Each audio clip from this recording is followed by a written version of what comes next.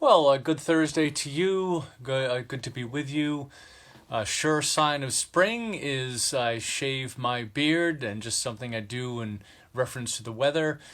But I know for all of us, the warmer weather also oftentimes brings a certain measure of happiness and freedom in terms of being outside more, and can't help but enjoy life maybe a little bit more in the Northeast. But isn't it great to know that as we orient our lives toward Jesus and His Word, that we're not dependent on circumstances, and so whether we're in the depth of winter, or the beauty of spring, or the heat of summer, or the beauty of fall, all of that, really is secondary. We recognize the cycles that are in creation and the things that God has established for His purposes. But again, we are oriented. Our thoughts and our purpose are defined by the things of Christ, and to be in this prophetic passage in the book of Luke, to see that what things are even unfolding today that might point more so to the place that Jesus says history will ultimately resolve itself. Well, what comfort it is to know that as we follow Jesus and we understand who He is in terms of being the Son of God, the Messiah of Israel, the Savior of the world, that He shows the status of His name and His person by being prophetic in terms of explaining how things are going to turn out, and effectively preparing us for that. I mean, primarily He's preparing His apostles for what will be happening to them in their time frame, in their lives, certainly preparing them for what will happen in 70 AD when the temple will be destroyed, but then also preparing us for the future. I just think there are certain markers in the text that we have here, and all the gospel texts about the end times, when Jesus, took time to prepare His apostles for this, and the gospel writers, mention that. I believe it's John that doesn't mention anything in terms of the prophecies Jesus makes about end times. But what He's doing is preparing them for when He'll be gone, but seeing that He has planned for the future, both in terms of their near future as well as the far future. And that's kind of the thing that I've talked about here, is that there's both elements happening here. So where we left last time is talking about verses 12 through 19. Where it says here, before all this, they will lay hands on you and persecute you. They will deliver you to synagogues and prisons, and you will be brought before kings and governors, and all on account of my name. This will result in your being witnesses to them. But make up your mind not to worry beforehand how you will defend yourselves, for I will give you words and wisdom that none of your adversaries will be able to resist or contradict. You will be betrayed even by parents, brothers, relatives, and friends, and they will put some of you to death. All men will hate you because of me, but not a hair of your head will perish. By standing firm, you will gain life. And powerful words from Jesus here. I'm not sure I find compelling, whether you see this as well. Just when it says, for I will give you words and wisdom that none of your adversaries will be able to resist or contradict. How exciting that is. When we think about Jesus' teaching, and what was said of Him in His teaching, that He had an authority that the other teachers didn't have. I think that authority came from just His person as far as being the Son of God, but also the fact that Jesus was completely convinced of what He was saying being true. He was the author of the principles that He was professing. So it's different than someone, I'm commenting on what the author has said. I can't be as passionate as that person by definition. And so when you're the author of the truth of God, you're the one that has thought of it.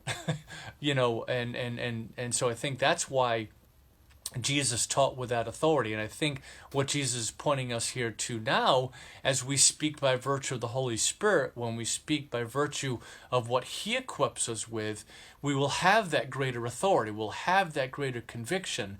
It will be God speaking through us. And so therefore, it won't be easy to resist or contradict. We've talked over the past last night and then this morning at the Bible studies, just about the power of our personal witness. Just testifying to the world what God has done for me, to me, through me. And that being something that we need to certainly know and define for ourselves, but then be ready and willing to proclaim that to the world. Proclaim it to our friends and family, co-workers, whatever it might be, finding opportunities to make connections to people's lives and what God has done for us and how God would use that. And, in some ways, when it comes to our personal testimony, it's very difficult for the world to resist that or contradict it because it's what's happened to me. But I think what Jesus is pointing to here is, he may be pointing to an aspect of that in terms of you just testifying to what God has done to you, for you, through you. But I think he's also talking about just the power of the Spirit, being in us and him giving us words that, are not easily defended against. When you think about Solomon and the wisdom that he had, the wisdom that was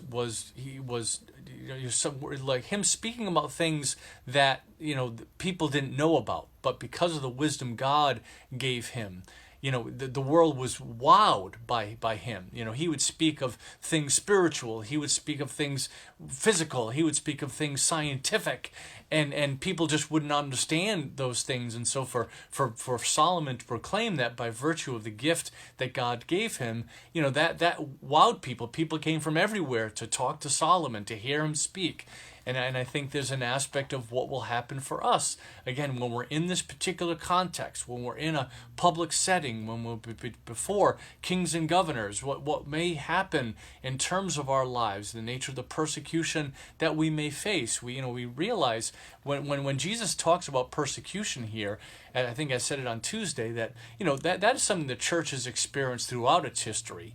You have to realize that there are areas of the world that they feel like they're in this time frame now. Like this type of persecution may be waiting for us in terms of Americans or the Western world. But, when we talk about other parts of the world, they're believers too. This word is to them too. And Jesus, when he speaks, has to speak to every human condition, every point in time in history. And so, they're experiencing this now. And, there may be cases where God is doing this now in terms of providing this for people. But, we didn't quite get to that on Tuesday, but then, kind of talked a little bit about this last portion of what Jesus says and just how different it is to be rejected by someone you don't know compared to being rejected by people you do know.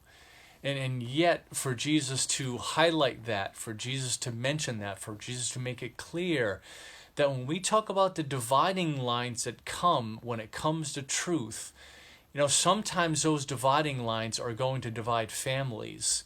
And we need to be prepared for that. We need to be prepared for the fact that, the very people that will be coming against us will be people that we would expect wouldn't. There's a familiarity, there's a connectedness that we have with family members. We just kind of assume in terms of just the dynamic of what a family is, that these are people on my side, these are people that are with me, these are people that love me, the same love that I have for them, they have for me.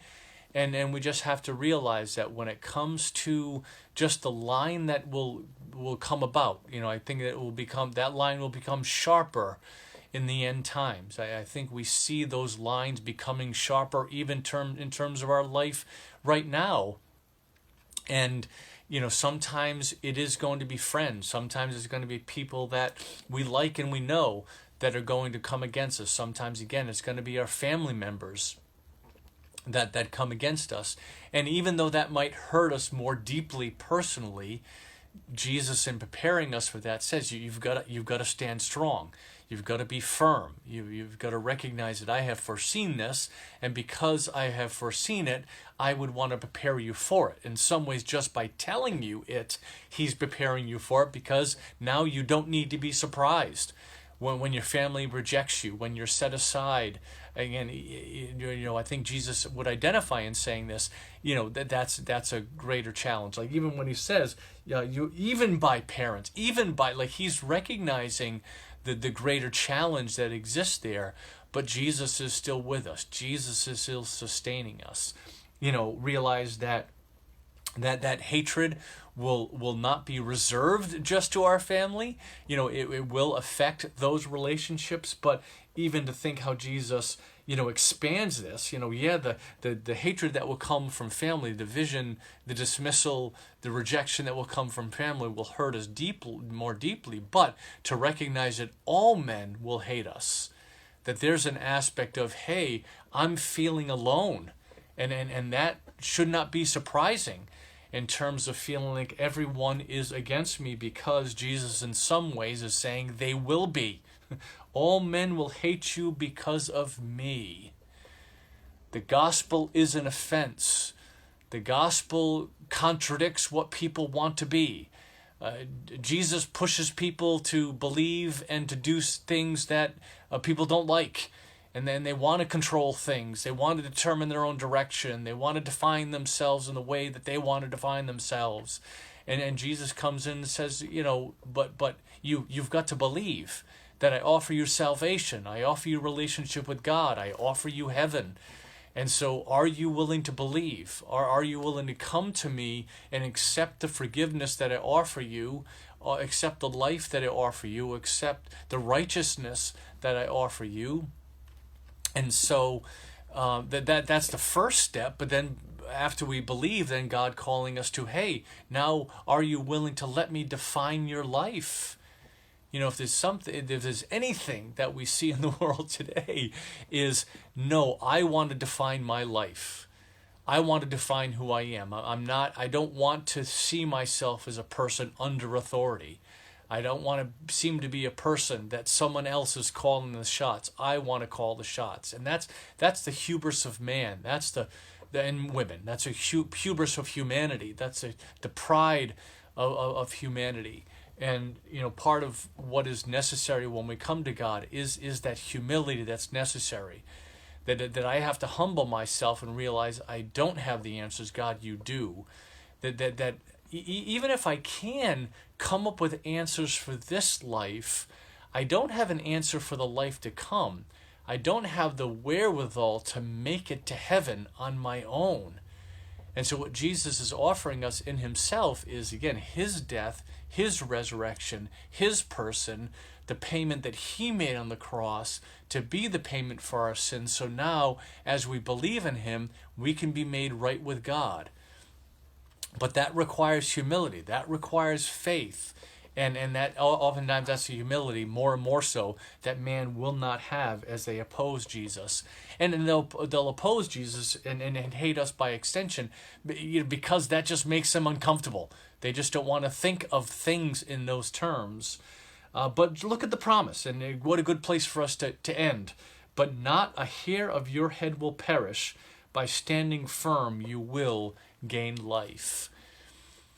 I don't think this means that we won't experience discomfort. We won't experience pain. Certainly, when we think about the Apostle Paul and all that he suffered for the gospel, there's a way that Jesus' thought here is true, but also has to take recognition of the fact that Christians throughout history, have suffered pain, have suffered death. But I think it is still proclaiming the promise, the protection, that even in the midst of that, God is present. In the midst of that, God has a purpose. In the midst of that, even if they're affecting the body, they're not affecting what is ultimately significant.